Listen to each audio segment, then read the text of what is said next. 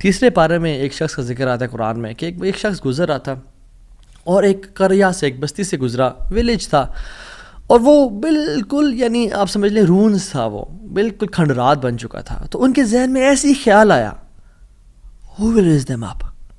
کون کھڑا کرے گا انہیں دوبارہ؟ ابن کثیر اور باقی لکھتے ہیں کہ وہ عزیر علیہ السلام تھے. خیر نیورتھلیس اللہ تعالیٰ نے ان کو موت دے دی، اور موت دینے کے بعد جب اٹھایا تو کہا کہ کتنا عرصہ تم پڑے رہے ہو اس جگہ پہ؟ تو کہا کہ دن کا کچھ حصہ. اللہ تعالیٰ نے کہا کہ تم 100 سال مردہ رہے ہو یہاں پہ.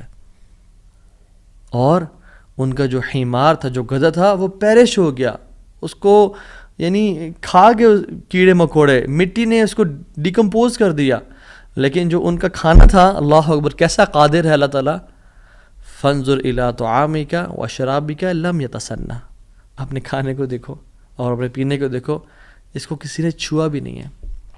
کھانا ہم باہر سے آرڈر کرتے ہیں، کچھ کھا لیں تو فریج میں نہ رکھیں، اور ایک دن گزر جائے تو وہ باسی ہو جاتا ہے، خراب ہو جاتا ہے. ایک دن کھانا برداشت نہیں کر سکتا، لیکن 100 years گزر گئے، کھانے کو کسی نے چھوا بھی نہیں.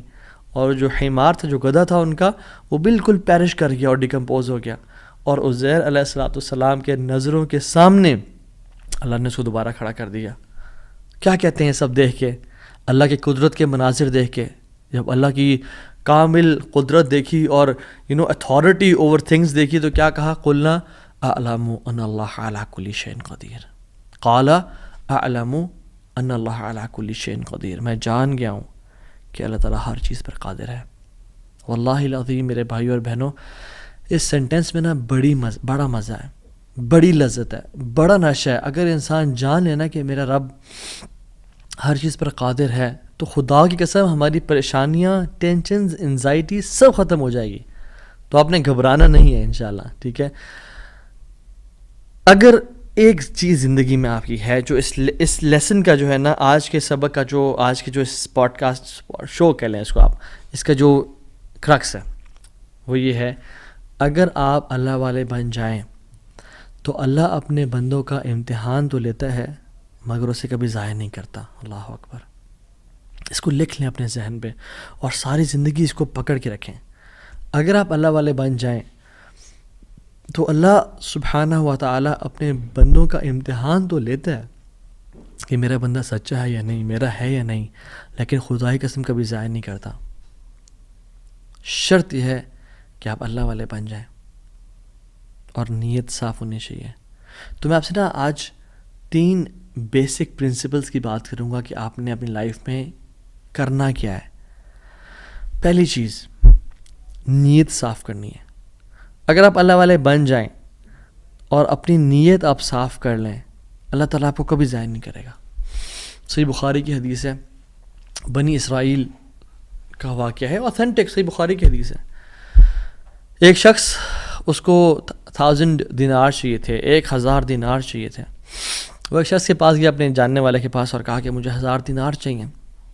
تو اس نے کہا کہ ٹھیک ہے میں تجھے دے دوں گا، بس تو ضامن ایک لے آ جو اس کی ضمانت دے اور گواہ لے آ، میں تمہیں دے دوں گا، مجھے پرابلم نہیں ہے.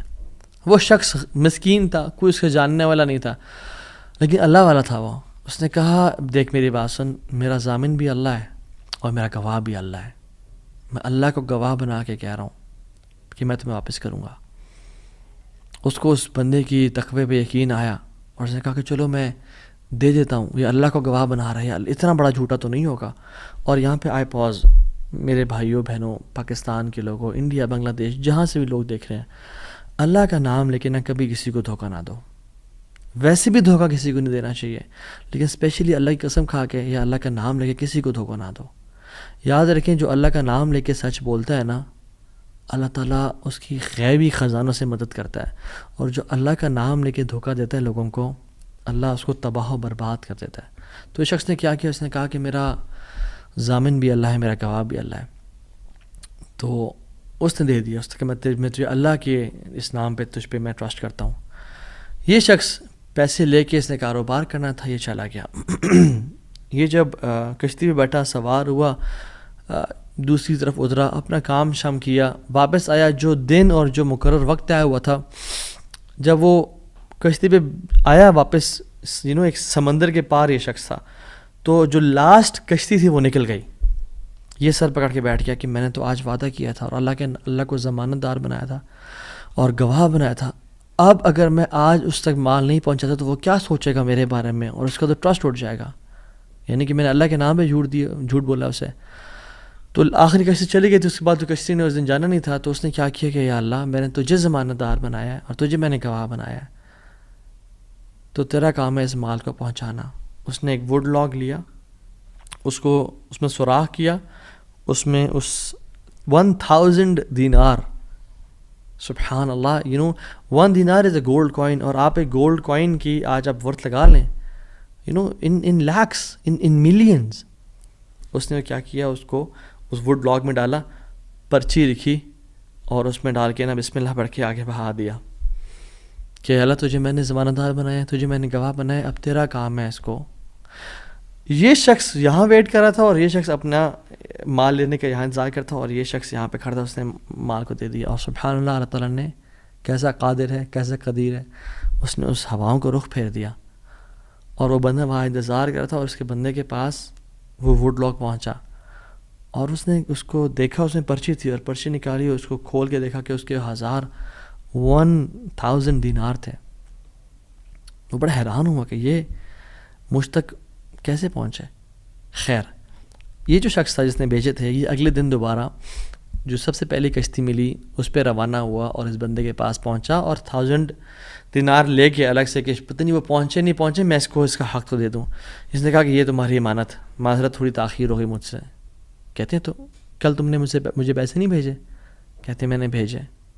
پھر اس نے کہا جس رب پہ تو نے توکل کیا ہے نا, جس رب کو تو نے ضمانت دار بنایا تھا, اس رب نے تیرا مال مجھ تک پہنچا دیا, مجھے اس مال کی ضرورت نہیں ہے.